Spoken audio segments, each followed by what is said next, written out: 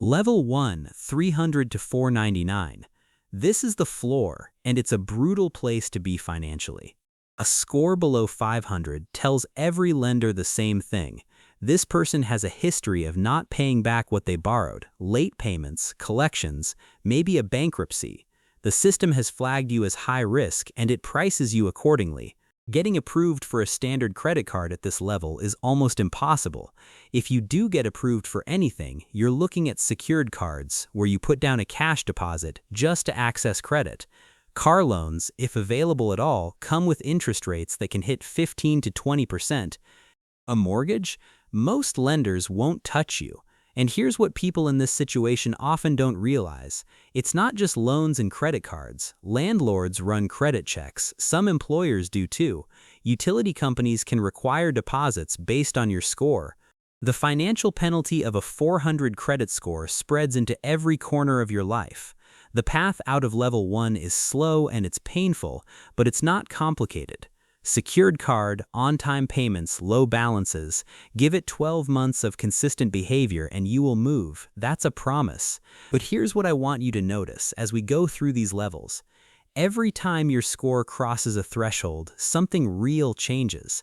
Not just a number on a screen, an actual dollar amount shifts. Level 2, 500 to 579. You've moved out of the worst bracket, but lenders still see you as a serious risk. The doors start to crack open, just barely. You can get a credit card here, usually with a high APR, somewhere between 24 and 29%, and a low limit. Auto loans become possible, but again, the rate is punishing.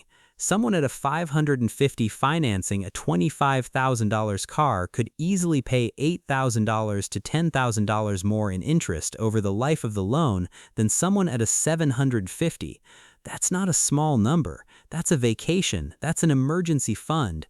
That's an investment account. FHA mortgages, government-backed loans, technically allow scores as low as 500 with a 10% down payment, but the private mortgage insurance adds to your monthly cost and the interest rate is still significantly higher than what good credit borrowers get. Level 3, 580 to 669. This is where a lot of Americans live. It's not great, but it's functional. A score around 620 means you can get a car loan, you can get a credit card with a real limit, you might even qualify for a mortgage, barely.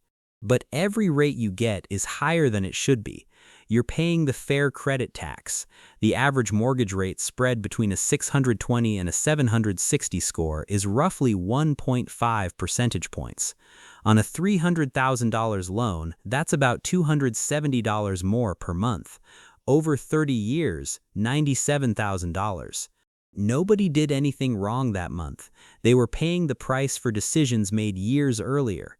Here's the good news. This is the level where improvement gets visible fast, because at 670, something important happens. Level 4, 670 to 739, welcome to the majority. The average American credit score in 2025 was 715, right here in this band. At good credit, most financial doors are open. You'll qualify for most credit cards, including some rewards cards. Auto loan rates drop noticeably. Mortgage approval becomes routine. You're no longer paying penalty rates, you're paying standard rates. The difference between fair and good credit in pure dollar terms on a 30-year mortgage for $300,000, roughly $50,000 to $80,000 in total interest saved. That is a real number, that's not a rounding error. But here's where people get comfortable and stop. They hit 710, they get approved for the thing they wanted, and they coast. That's a mistake. Because the next level is where the system actually starts working for you. Level 5, 740 to 799. This is where things get interesting.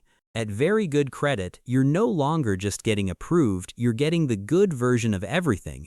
Lower mortgage rates, the best auto loan terms, premium credit cards with real rewards, cashback, travel points, lounge access, sign-up bonuses worth $500 or more. Lenders compete for your business at this level. That's a different relationship than the one you had at 580. The practical tip here that most people miss: once you're in this range, you can start strategically opening new credit cards for sign-up bonuses without it hurting your score much, as long as your utilization stays low and you pay in full every month. The game shifts from survival to optimization. Level 6, 800 to 849. At 800 plus, you are in the top 23% of American consumers. Every lender's best rate is available to you. You'll rarely face a hard conversation about credit. Mortgage underwriting is smooth. Car dealerships treat you differently because they know the financing will go through. You have negotiating power that most people never experience. There's also a psychological shift at this level that's hard to explain until you've been here. Financial anxiety about whether you'll get approved, that mostly disappears. The system that felt like it was working against you at level 1 now works quietly in your favor. Level 7, 850, and here's the twist I promised you at the beginning. An 850 is a perfect score. It's real. About 1.3% of Americans have it. And it means almost exactly the same thing as an 800. Seriously. Lenders don't have a special perfect score rate. There's no secret door that opens at 850 that's closed at 810. Both get the best available rate. Both get approved for everything. The practical difference is zero. The obsession with hitting 850 is one of the most common and harmless wastes of energy in personal finance. The real target is 760. That's where most lenders unlock their best rates. Everything above that is bragging rights. So here's what the whole spectrum is actually telling you. Your credit score is a record. It's a record of how you've handled the credit you've been given. And the system uses that record to decide every single time you apply for something, how much risk you represent and how much that risk is going to cost you. The people paying the most in this country aren't always the ones who earn the least.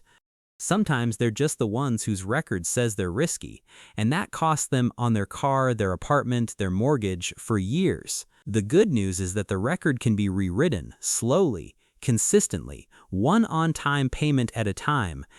If this helped you understand where you stand and what it's actually costing you, subscribe to Minted Plain. We break down the financial systems most people never get explained to them. Share this with someone who needs to hear it. We'll see you in the next one.